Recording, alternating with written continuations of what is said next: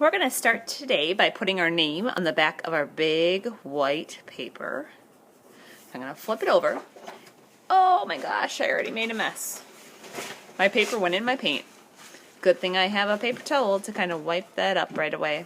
So today we are going to be mixing colors, but you have to have the 3 primary colors on your paper too.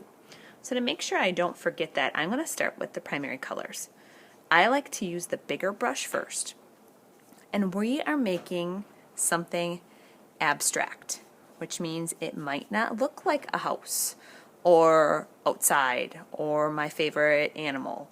It might just be shapes and lines and designs. Every time I switch colors, my brush goes in the cup.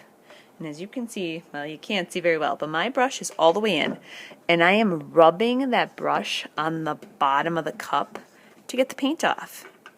I rub it on the side of the cup to get the water off, and I can see that there's not a lot of paint on there, so it's pretty clean. You can squeeze out the water that's still in there if you want, or if you want to get a paper towel and kind of wipe off the water, that will help so your paint isn't so runny. So I am again going to use one of those primary colors, using my big brush, filling in that space nice, trying to get rid of the white where I'm working. Oh, I might put a circle on the end of that.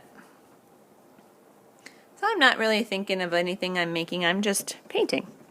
Rubbing that brush, wiping. I'm going to add a little blue, and then we're going to do a little mixing. On the smartboard, the mixing sheet will stay up there. So if you need help making those new colors, you can look on the smartboard. The first color I'm going to try to mix is green. My brush is already full of blue.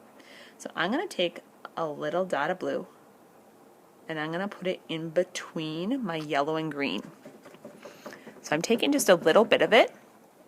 On the smartboard, you see that there's a tiny blue dot and a big dot of yellow. So I'm going to scoop quite a bit of yellow, bring it over, and mix it. Awesome! There's my first mixed color, my secondary color. So I'm going to paint a little bit with this green. I'm going to wash my brush. The next color I'm going to mix is going to be with red and yellow. Lots of yellow. Tiny little bit of red. What's this going to make? Awesome. That is a pretty dark orange. If I put that on my paper, slide that up so you can see it. Yeah, that looks pretty good. If you don't like how a color looks, you can add some more of a different color. If I add more of that yellow, it's going to get a little bit lighter. So your goal today, remember, is to use all the colors, all 6, and to make the white disappear. So that means you want to fill up this paper today. So some of you, that means you probably won't have time to talk. Red and blue is my last color. See how I still have all 6 colors on my plate? That way I can make more of that color on my paper.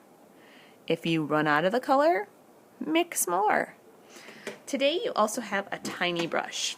So I left the tiny brushes at your tables to add details. So if you have all the colors on your paper, you could go back and make patterns or paint more pictures on them. Every time I switch colors, I'm washing that brush really well. So have fun today. Fill up that paper. When you are finished, it is going to go in the drying rack. Our drying rack is labeled with numbers. So if you have your name tag on a project, it needs to go in the number that has the number on your name tag. If we did a painting and we just put our name on the back, so this example doesn't have a name tag, it's not finished, my name is just written on the back, I can put it in any spot. When we put long papers like this in the drying rack, they go in the long way. If you are somebody who twists them, they lean off the front and then they fall out. If we can put them in the long way, nobody's will touch, which means nobody's will stick to each other, and they will stay nice and neat. They won't get smeared. So try to keep them in here nice and neat, and be patient. If somebody is in line in front of you, just wait. Don't try to reach over their head, or they will probably end up getting paint on their head. For cleanup today, you can use either sink, but you will have to bring your supplies over to the window sink when you're finished. Paper plate and your paper towel is going to go in the garbage. You have to wash your paintbrush and water cups.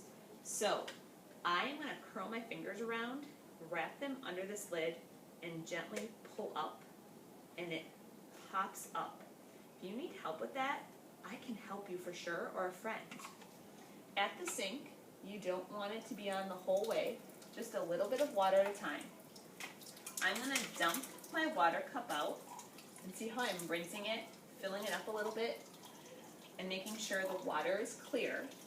And then I'm going to fill my water cup up to this little line on the cup.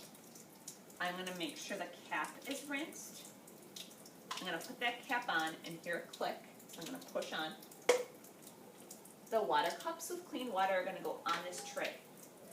Your paintbrushes are not clean yet. They still have paint on them. When you wash paintbrushes, you need to be under the water, rubbing on your hand.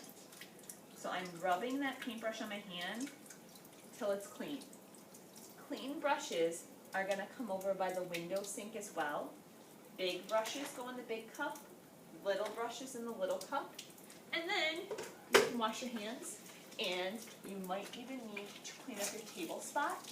There will be rags at the other sink across the room by the library for you to wash your table spots. Hopefully this helps with our cleanup.